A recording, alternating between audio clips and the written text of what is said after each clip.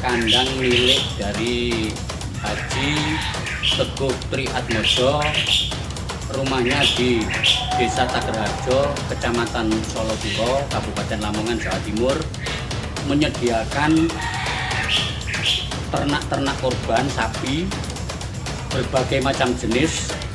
Ada peranaan unggul atau PO, ada limousin, ada simental, dan ada sapi cross.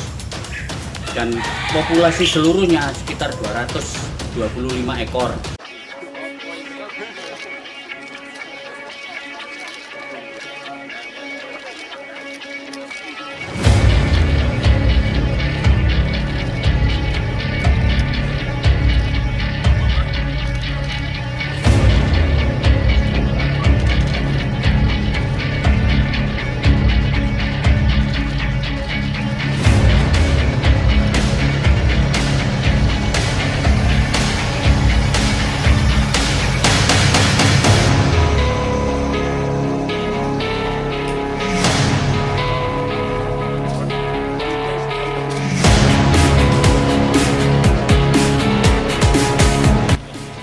Sekalian, kehadiran saya di sini beserta Bupati dan juga Kepala Dinas Peternakan dalam rangka bagian mempersiapkan bahwa kita sebentar lagi akan merayakan Hari Raya Idul Adha 1445 Hijriah, dan tentu bagi yang merayakan di dalam negeri, ya, di luar yang haji, tentu ada kewajiban bagi yang mampu untuk, dan saya dengan Kepala Dinas Peternakan sudah membuat kalkulasi, menghitung kebutuhan, bahwa alhamdulillah di tahun 2024 ini diperkirakan kebutuhan akan hewan kurban itu meningkat 22% dari tahun lalu.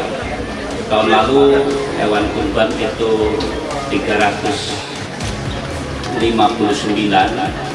dan diperkirakan kenaikan 20% menjadi 426 ekor seluruh, ya, sapi, kerbau, kambing, ya,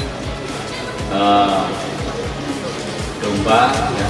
Dan ini tentunya pemerintah harus mempersiapkan, walaupun sentra-sentra peternakan dari masyarakat, maka harus dicek. Yang pertama, karena memang kita punya regulasi terkait undang-undang kesehatan hewan. Juga kita punya regulasi terkait dengan bagaimana hewan kurban, dan juga surat edaran untuk terkait dengan penyakit kuku dan mulut, dan juga ada penyakit LSD. Nah, ini karena memang harus menjaminnya bahwa seluruh hewan ternak yang akan dijadikan kurban harus sehat dan terbebas dari penyakit, maka dari peternakan juga sudah melakukan antisipasi, pemeriksaan, laboratorium dan sebagainya. Nah, di semua sentra-sentra dari masyarakat yang menjual hewan kurban. Hari ini kami juga melihat bagaimana ketersediaan satu titik di Lamongan punya Pak Teguh di Desa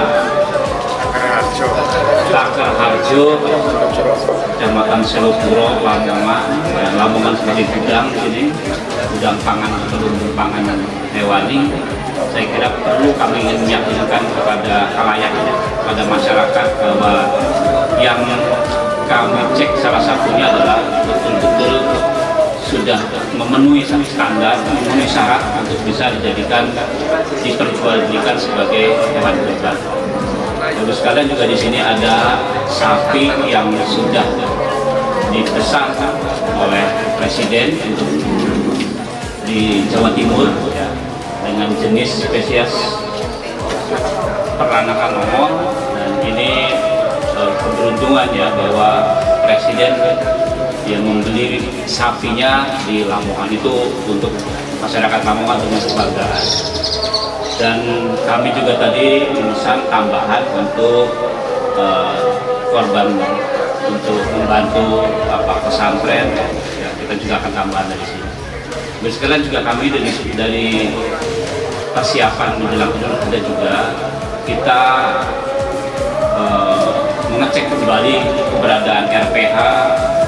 yang resmi maupun RPA yang sudah sertifikat, dan juga kita menerbitkan pengawas maupun juru sendiri ya, yang berstandar atau namanya Juleha.